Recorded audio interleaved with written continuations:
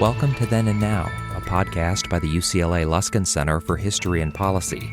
We study change in order to make change, linking knowledge of the past to the quest for a better future.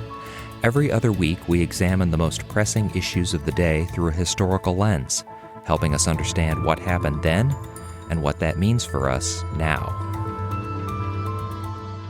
Welcome to Then and Now. I'm David Myers, director of the UCLA Luskin Center for History and Policy, which hosts this podcast. Today, we're going to discuss recent developments in Brazil, where the tumultuous tenure of President Jair Bolsonaro came to an end when a former president, Luiz Inácio Lula da Silva, won a closely contested election.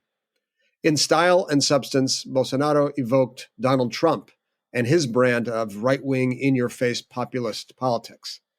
Meanwhile, Lula, a left-wing trade union leader, has his own distinct style and checkered history, including a conviction on corruption and imprisonment.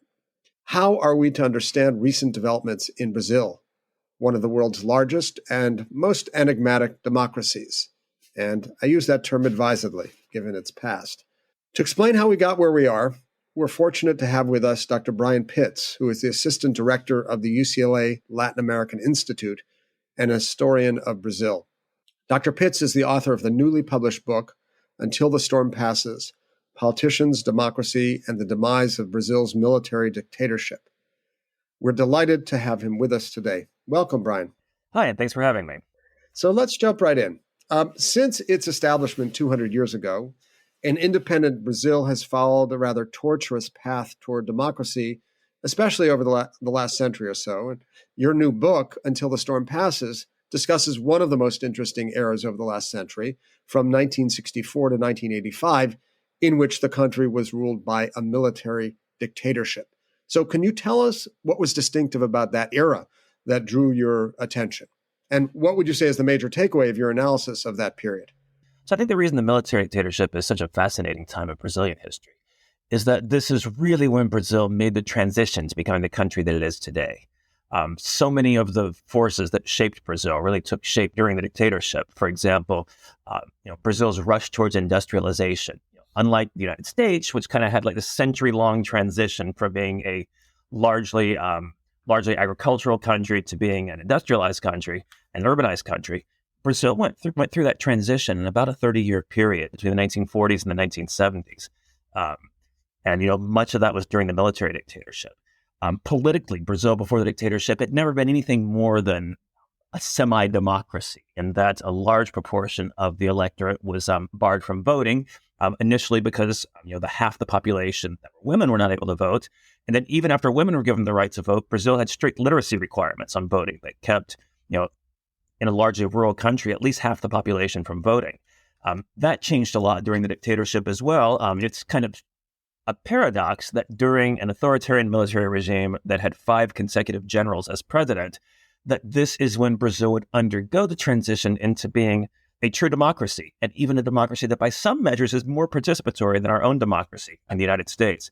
And so just in economic terms, in political terms, in terms of, a transition from a rural to an urban life, like the dictatorship is when so many of these changes happened in Brazil and made it into the country that it is today.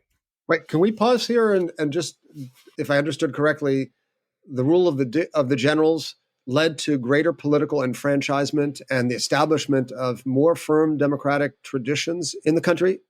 It's important to stress that this is not what the generals intended by any means, right? The generals, they preached democracy. When they came to power in 1964, it was supposedly to stave off, threat of a totalitarian communist takeover. That wasn't really a threat, but the previous president had been, sort of a mild leftist who had proposed some threats to, sort of entrenched socioeconomic hierarchies. And so the excuse was that the military coup of 1964 was to save Brazil from dictatorship. And so the generals, of course, had to set themselves up as sort of being the champions of democracy. They weren't, but the kind of democracy they had in mind was sort of this democracy where ordinary people would have some sort of a role, but within a system that where the parameters were very much set by the military, and where the left would be strictly circumscribed. And so what they did, the military did not intend for any sort of, for what happened to happen. But I think this is what my book really looks at. That's what they wound up getting. So what were some of those unintended consequences? So, really, when the generals came to power, they had sort of three goals in mind. One of those is they were going to control what they saw as leftist subversion, which basically they meant progressive politics. Another of those is that they planned to stabilize Brazil's economy, which initially they really succeeded at doing. And the third of those was that they were going to reform the country's politics, because the military had this perception of civilian politicians, and it really wasn't an incorrect perception, as being self-interested, as being often corrupt, as being more interested in, sort of like their personal fights with each other than they were with actually doing anything for the good of the nation. And so the military's idea was that they were going to reform civilian politics. And so they did this through a wide range of electoral manipulations, through punishing civilian politicians who they saw as being too far to the left, or perhaps on occasion too corrupt. But the result of that was that they really turned the political elite against them. And this is what my book looks at. And so as the political elite became discontented with military rule, by the time they realized how much the military wanted them to change, it was too late. And the military was already in power and was already, removing their friends and colleagues from office, arresting politicians, persecuting their children who were involved in the student movement in universities. And so in order to get rid of the military, they were forced to embrace a level of popular mobilization that they would never have accepted in the past. Because at the same time, Brazil is becoming more urbanized, the Brazilian economy is growing, but not everyone is benefiting from that. Brazilians are being influenced by things like the civil rights movement in the United States. And so in the late 1970s, you see sort of the rise of the Movimento Negro, the Black movement in Brazil. You see the rise of a women's movement, LGBTQ movement, the Progressive Catholic Church being involved in issues like inflation, the cost of living. And so you have sort of this upswell in what political scientists call civil society around the end of the dictatorship. And the civilian political elite, because they saw this as a good way to get rid of the military by using sort of pressure from below, they embraced that. Whereas in the past, certainly before 1964, most of the political elite, there was a Brazilian president in the 1920s, if I remember correctly, that famously said, the social question is a police question. And at least discursively, the political elite were really forced to move away from that in the 1970s and 1980s. So you've given us some sort of broad framework to understand the transition, but how actually did the dictatorship come to an end? Did the generals say in 1985, we've had a good run, 20 years, it's now time to hand things over to this newly mobilized mass politics, which is being directed by political elites? What actually happened? So to the extent that we have sources on what the military's intentions were, and we do a pretty good number of them. There are interviews with some of the generals who were presidents and other people in the military from after the dictatorship had ended. And there have been declassified or leaked documents produced during the dictatorship. In the mid-1970s, when the military began to gradually let up on some of its more repressive tendencies, the intention was never to move to anything approaching a participatory democracy. It was for the military to continue to strictly control the system. There's this one proposal that the fourth military president's personal secretary sent to him, where he's suggesting how they can manipulate elections to ensure that politicians sympathetic to them remain in power until 2002 or something. And so the military really imagines this complete revamping of politics where the military will continue to have a prominent role. They did intend to hand power back to civilian politicians eventually, but it had to be civilian politicians who agreed with their project. At least that was the idea. This became more and more difficult to control in the early 1980s because of the fact that the military sort of limited opening of the system had gone further than they intended through the rise of all these civil society organizations. Also because of the recession of the early 1980s, among the second oil crisis, and the rise of inflation and the contracting of the Brazilian economy during the mid-1980s. But the moment when the dictatorship finally fell, and this kind of goes, when I say this, it goes against what a lot of the historical scholarship has said. Some scholars argued that the military left power because at heart they were Democrats and they realized their time was up, right? That was some sort of one early argument. Another is that they were forced out because the people forced them out. I argue that neither is really the case, or at least they don't tell the whole story. And that ultimately the reason the military is forced out of power is because they lost their base of support among the civilian political elite. And that was certainly the most immediate reason in 1984 and 85. Because in 1984, the military finally decided that they can let a civilian politician become president, and they open up the nominating process for their allied political party to select the politician to, succeed the fifth general president.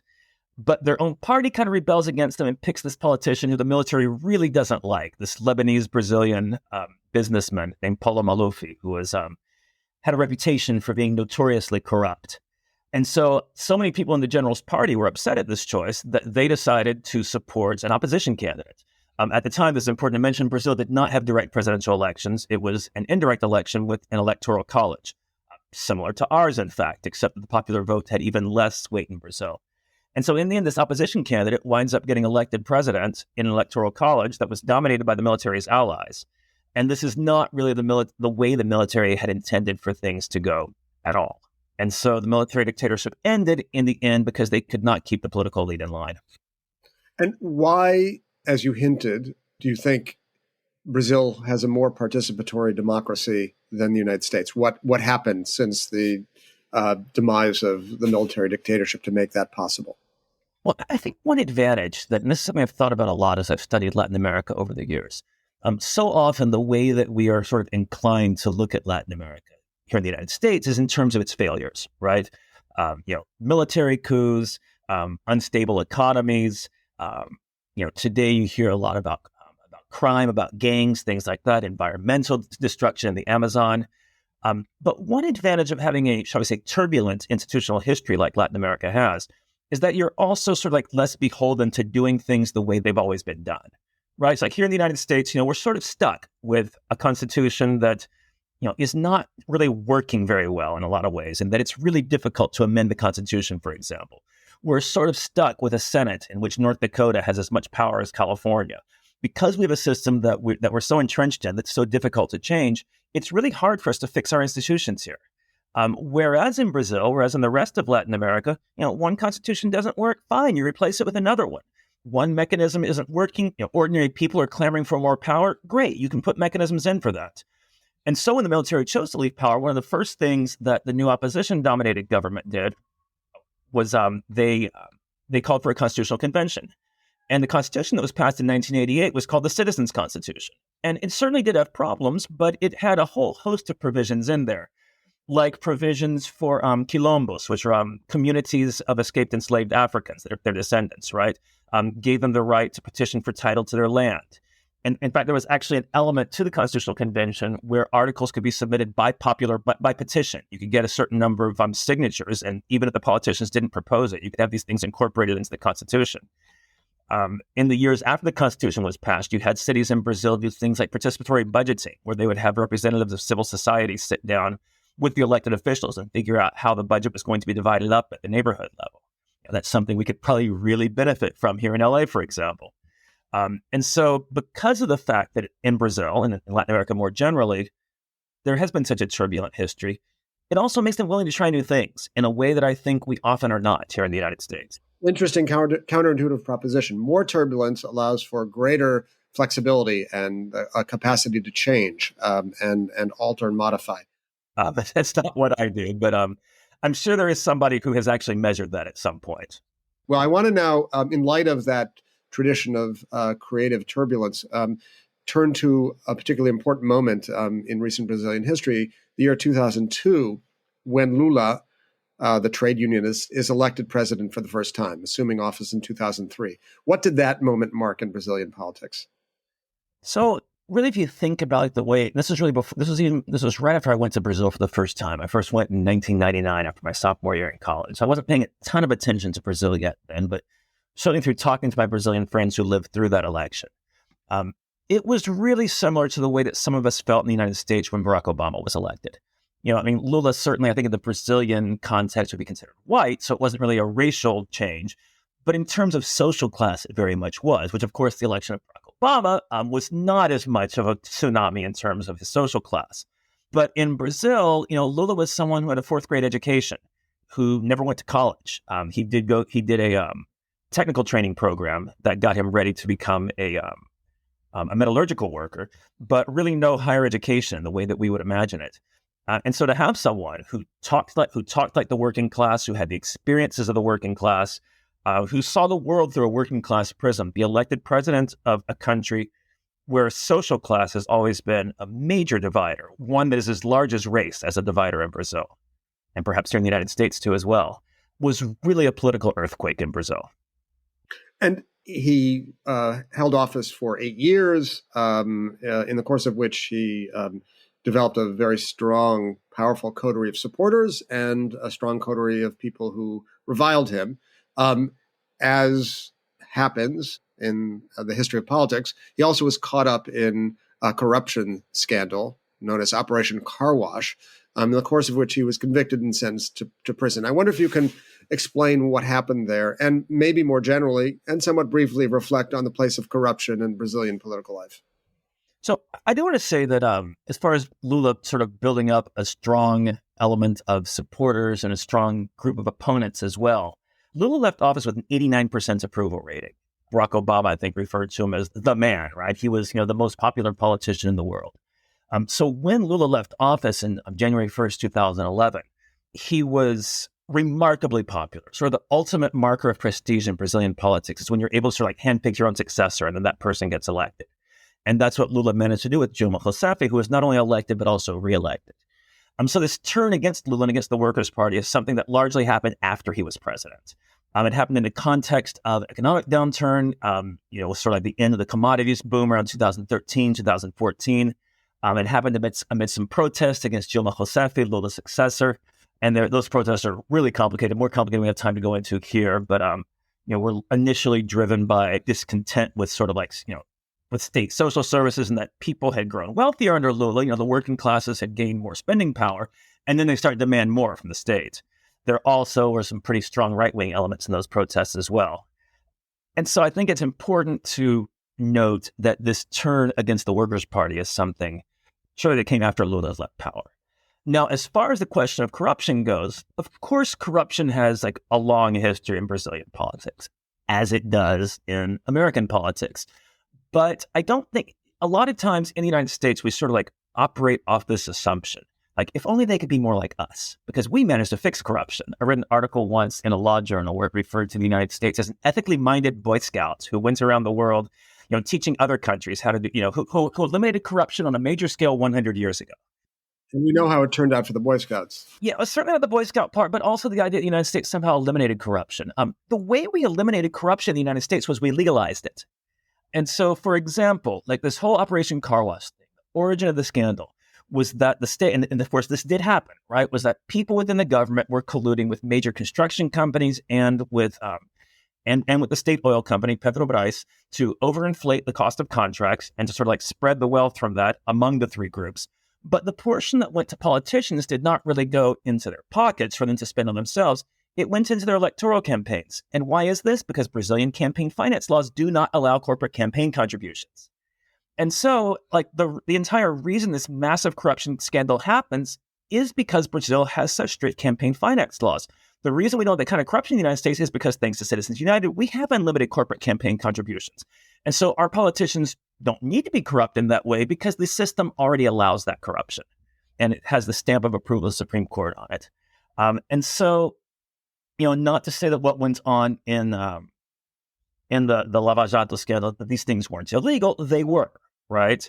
But they were also something that goes on under the cloak of legality every day in the United States. Now, as far as Lula's personal involvement in that goes, we'll never know. It may well have been a situation of, I don't want to know, right? There's no way to know that. What he wound up getting convicted on was not directly related to that. It was related to the construction companies in that he was accused of receiving renovations to a beachside apartment after he left the presidency. The renovations were never actually done. He never actually bought the apartment. There's not even proof he ever set foot in the apartment. And supposedly this was going to be in exchange for favors, but what these favors were never defined. And by this point, he had already left office anyway. I think we're going to circle back to Lula in a minute, but I want to now turn our attention to the storm that did just recently pass, the tenure of Jair Bolsonaro, who served as president of Brazil from 2019 to 2022. How should we understand the rise to power of Bolsonaro? So this has sort of been the question for scholars of Brazil here in the English-speaking world, and also for Brazilians themselves. I think for Brazilians, especially Brazilians on the left politically, This was a soul-searching moment that was almost identical to what happened in 2016 when Trump was elected in the United States. And it was because certainly here, right, during the Obama administration, with things like something more approaching universal health care, with things like the Supreme Court declaring same-sex marriage constitutional, there was this feeling that the United States was progressing in a certain direction, socially and politically. And then all of a sudden Trump is elected, and we're sort of like faced with the very ugly underside of American politics and the continuing role that racism played here. And so Brazilians were forced to look at the same thing, right? Under the Workers' Party, you'd had the massive reduction of poverty. You had things like the Supreme Court say that not only was affirmative action constitutional, racial quotas were constitutional in university admissions. And so you had a large number of working class and African descended Brazilians entering university for the first time. All these things were happening in Brazilian politics. It looks like the country's moving a certain way. And then all of a sudden, they didn't just elect a right-wing politician. They elected the most reactionary, right-wing, racist, sexist, homophobic politician in the country to the presidency. This would be similar to electing Marjorie Taylor Greene president in the United States. That's sort of what happened in Brazil. And so certainly Brazilian intellectuals and Brazilian media, really everyone is like, wait a minute, what happened here? And so very similar to the United States, right? Brazil has always had this underlying current of authoritarianism, going back to patron-client relations in a largely rural society, going back to the fact that many people supported the military dictatorship. There's always been kind of this respect for sort of like strong-arm authority. And of course, that was a case in a country that was, that was a slaveholding colony to put the United States to shame, right? 40% of the enslaved Africans who were brought to the New World were brought to Brazil. And so, the kind of mass repression that was necessary to control that population, the legacy of that continues in Brazil to this day in the way the upper classes control the largely black and brown working classes. All of that stuff rose to the surface, combined with the increasing power of evangelical Protestants in Brazilian politics. Pentecostal churches, people who, much like here in the United States, evangelicals tend to be very conservative politically and have great respect for entrenched authority. So you combine the sort of the increase of those to, I think today they're almost 40% of the Brazilian population, combined with this sort of like traditional penchant for authoritarianism, and you got a very quick reversal of, well, I guess from my perspective, the gains that had happened between 2002 and 2014. So that helps explain some of the really interesting local conditions. It's also the case that Bolsonaro took rise in a period in global politics marked by what Viktor Orban, the prime minister of Hungary, called illiberal democracy, which is to say illiberal authoritarian populism. So Orban is perhaps the best exemplar. Trump is another. Boris Johnson, Modi, Erdogan. How do you see Bolsonaro as part of that cohort of illiberal Democrats, as it were, illiberal populists leading countries around the world? I think Bolsonaro is certainly a central player in it, but more by virtue of the importance that his country plays economically and politically on the world stage, right? Brazil certainly has a lot more diplomatic clout and economic clout than Hungary, for example, or even Turkey. Bolsonaro himself, though, is just not a good politician, right? Certainly can't compare to Erdogan or to Orban, sort of the consolidation of power, the ability to get, the political elite to sort of line up behind him. When Bolsonaro was elected, there are too many examples to count. He basically got forced out of his own political party within 6 months of taking office and had no party for the rest of his presidency. And yet he seemed to evoke in his supporters tremendous loyalty and passion, as we saw, of course, in sort of the Brazilian version of January 6th after the election was over. But of course, before then, in the rallies in support of his candidacy.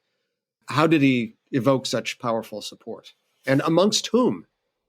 So this is something that's interesting. I think a way that there's really not an exact correlation in this sense between, I don't want to say complete divergence, but there's certainly not a perfect correlation here between Trump supporters and Bolsonaro supporters. In Brazil, the higher you go in terms of social class, the greater the support becomes for Bolsonaro. The lower you go in terms of social class, the less the support becomes for Bolsonaro.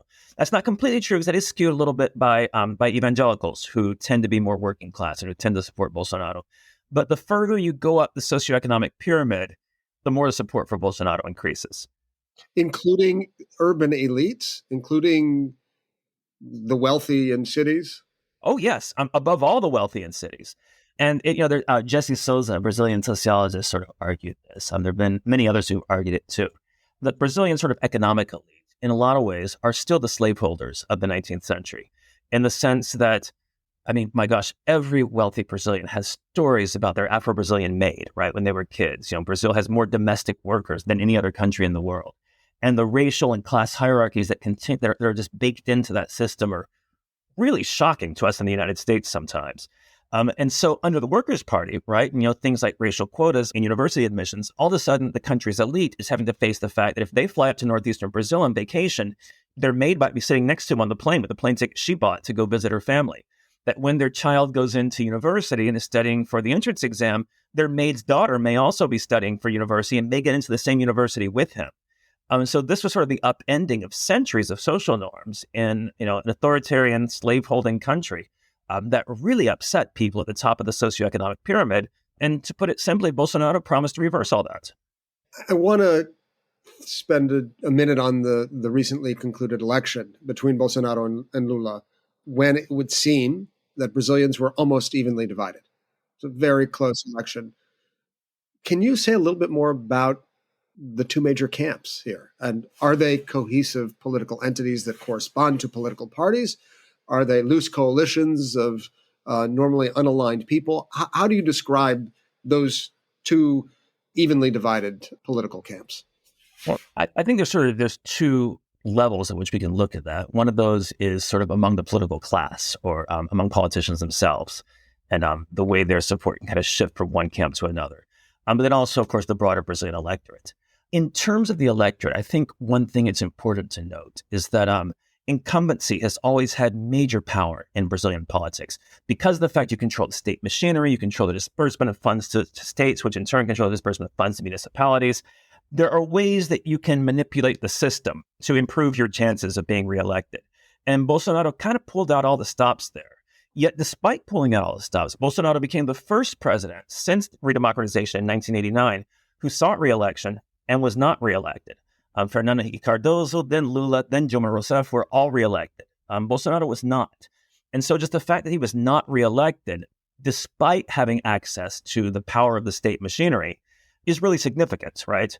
And so on the one hand, sort of like the amounts of support that he did get, despite the generally optimistic tone that I have towards Brazilian politics, towards Brazil in general, it is really worrisome to me because there is a large contingent of people in Brazilian society who are moving further and further to the right politically. And I guess it's so worrisome to me because my own background is I grew up in one of those like Pentecostal megachurches. And one of my first memories is of going to an anti-abortion demonstration that my church had organized. And so I remember all this stuff from growing up, and I see those same sort of political forces as we saw unleashed like Jerry Falwell in the United States in the 1980s and the moral majority being unleashed in Brazil today through some of these evangelical churches.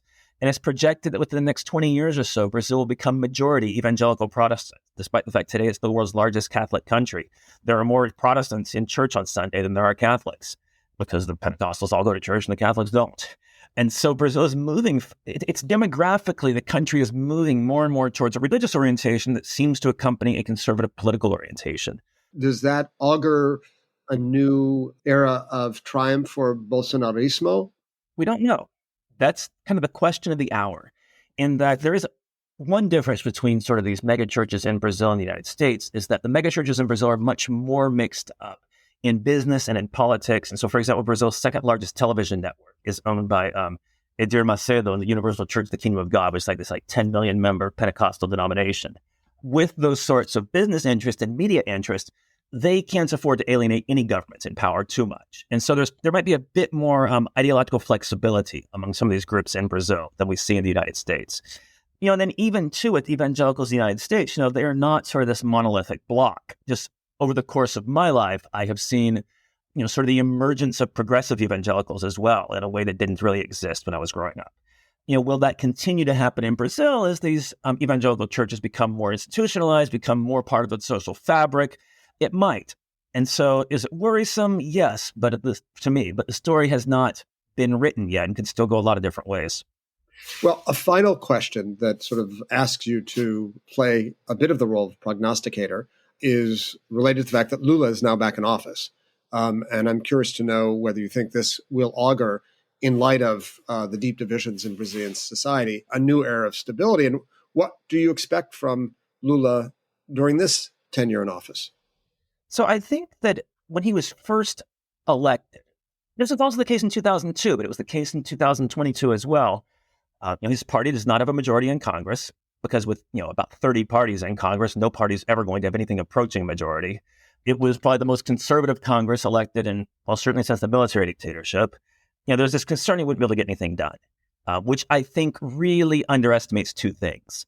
It underestimates the defining value of Brazilian politics is you never want to be on the side that's not in power. And this is a huge difference with American politics. Is imagine that after Biden was elected, if, a third of the Republican Party had become Democrats just because they wanted to be on the winning side. That's what happens in Brazilian politics with every election. And so it explains how Bolsonaro could have a majority of support in Congress for his legislative agenda. And then Lula can get elected with the most conservative Congress ever and still have support in Congress for his legislative agenda, be able to pass things because nobody wants to be on the losing side. Politics are less defined by ideology in Brazil than they are in the United States. Political scientists have often sort of presented this as a flaw with Brazilian democracy. It's also a strength, right? In that it's actually possible to get things done. You look at our country where nothing ever gets done. Right. Though it seems like these deep ruptures in politics in places like the United States and Brazil are not likely to disappear overnight. It seems highly unlikely that Lula will leave office with an 89% approval rating at the end of his time this time. This has been a really interesting conversation. There's so much more to be said and discussed, but we thank you, Dr. Bryan Pitts, for giving us such a helpful primer on recent Brazilian political history and helping us understand how Brazil has gotten to where it is today. Thank you so much for being with us on Then and Now. Thank you so much for having me.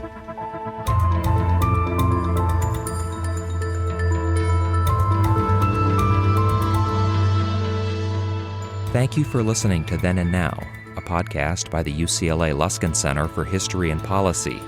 You can learn more about our work or share your thoughts with us at our website, luskincenter.history.ucla.edu.